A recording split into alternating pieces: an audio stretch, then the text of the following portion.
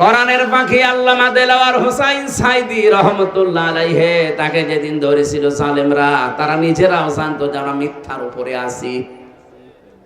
সারা জীবন যে লোকটা কোরআন প্রচার করলো, সারা পৃথিবীর কত দেশে 50টা বছর প্রচার করে বেড়ালো, আর তার নামে মামলা দিয়েছে ধর্মীয় অনুভূতিতে আঘাত দানকারী।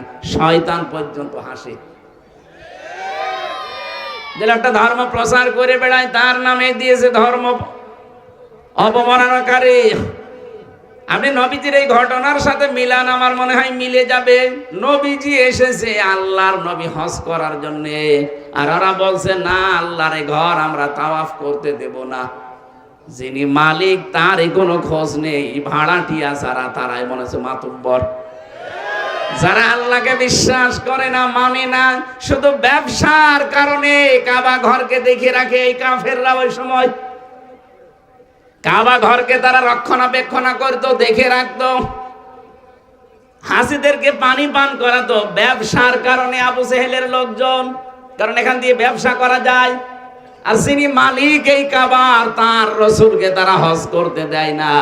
যারা ইসলামের ধারক বাহক, ইসলামের প্রচারক, তাদের নামে মামলা দেওয়া হয় এমন যারা ইসলাম ধ্বংস করতে চায়।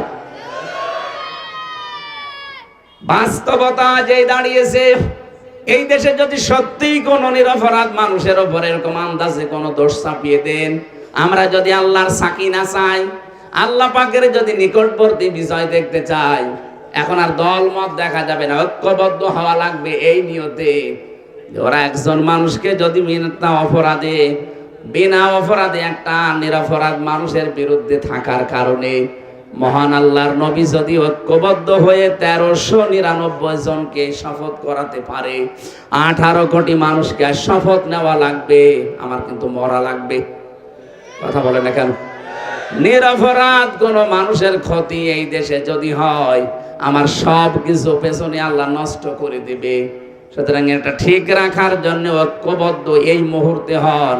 এই দেশে আর কোন নিরপরাধ মানুষকে আমরা ক্ষতি করতে দেব না, সে যেই হোক।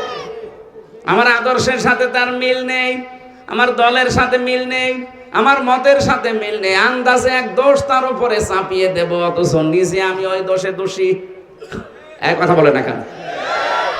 আজ যদি সত্যি আমরা শক্ত হতে পারতাম নবীজির মতো, এটিএম আজহারুল ইসলামকে ওরা 17 বছর আটক করে রাখতে পারতো না, ভয়তে ছেড়ে দিত।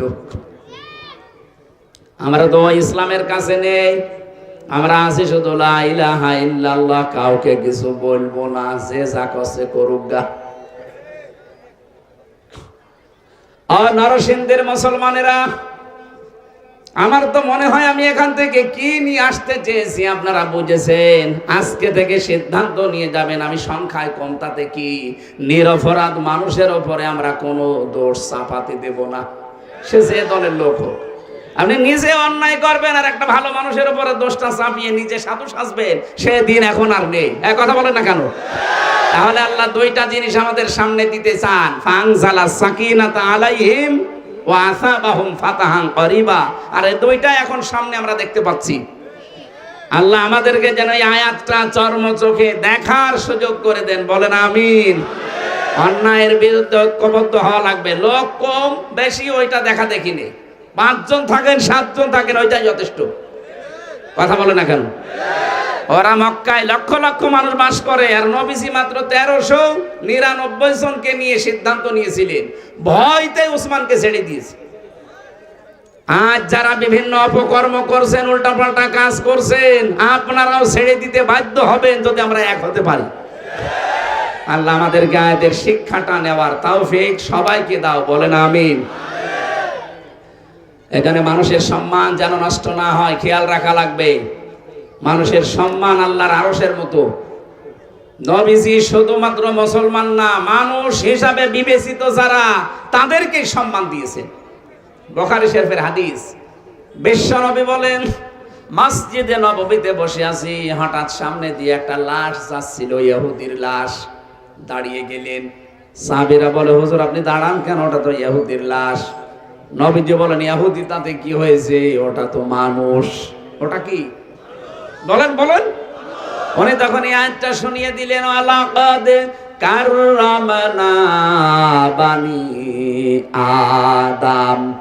আল্লাহ পাক এখানে শুধু মুসলমান, শুধু অন্যান্য কোন জাতির নাম এখানে দেননি, কোন মুমিনের নাম কোন মুসলমানের নাম আল্লাহ দেননি। যে মুসলমানরা সম্মান দিয়েছি, মুসলমানদেরকে ইমানদারদেরকে সম্মান দিয়েছি না, বনি আদম সন্তান যারা যে ধর্মই মানুক না কেন ওর সম্মান আছে না নেই? আমরা মানুষকে সম্মান দেওয়া শিখবো ইনশাআল্লাহ। দরুদ আর সালাম পড়ছি নবী মুহাম্মদুর রাসূলুল্লাহ সাল্লাল্লাহু আলাইহি ওয়াসাল্লামের প্রতি, যার আদর্শ এই পৃথিবীর একমাত্র আদর্শ। আজ যারা বিশ্ব নবীকে বাদ দিয়ে অন্য কারো আদর্শ মেনে চলেন, আপনি লিখে নিতে পারেন আপনি জাহান্নামী। আল আদাবুল মুফরাদে আছে 6 নাম্বার হাদিসে 3 নাম্বার পয়েন্টে পাবেন, যারা বিশ্ব নবীকে বাদ দিয়ে অন্য কাউকে আদর্শ মানেন, আমার কাটছাট কথা ভাই, আপনি মরে যাবেন, কোনো হিসাব লাগবে না, কোনো বিচারও লাগবে না, আপনার মরে গেলেই আপনি জাহান্নামী। আমরা যত বলেন আমি নামাজ পড়ি, রোজা রাখি, আমার বউ পর্দায় থাকে, কিসের বউ পর্দায় থাকে? হযরতে লূত আলাইহিস সালামের জামানায় লূত নবীর স্ত্রী শুধুমাত্র আল্লাহর বিরুদ্ধে একটা কাজ হতো, ওই জামানায় পুরুষে পুরুষে বিয়ে করত, মহিলাতে মহিলাতে বিয়ে করত। এই একটা গনায় সাফর দেওয়ার কারণে নবীর স্ত্রীকে আল্লাহ ছাড়েননি। কি আমি বানিয়ে বললাম? সূরা আরাফের 83 নাম্বার আয়াতে আছে, ফাল জাইনাহু ওয়া আহলাহু ইল্লা মারাতাহু কানাত মিনাল গাবিরিন। ভালো করে শুনেন, এটা তাফসীরে ইবনে কাসিরে আছে। আল্লাহ পাক বলেন, দুইজন ফেরেশতা পাঠালাম আসরের সময়। ফেরেশতারা এসে বলে, লোক নবী আপনার আহাল পরিবার যারা আছে আপনার উম্মতদেরকে নিয়ে এখান থেকে চলে যান, মাগরিবের সময় আল্লাহর গজব এখানে নাযিল হবে, কিন্তু সাবধান আপনার স্ত্রীকে আপনি নেবেন না। প্রশ্ন আসতে পারে, লোক নবীর স্ত্রীর চরিত্র খারাপ ছিল? এই দুইজন বললেন, আরে ভাই নবীদের চরিত্রের স্ত্রী খারাপ না, স্ত্রীর চরিত্র কোন নবীর স্ত্রীর চরিত্র খারাপ না, কারণ কোন হারাম রক্তের ভেতরে আল্লাহ নবীদের রক্ত পৌঁছান নাই।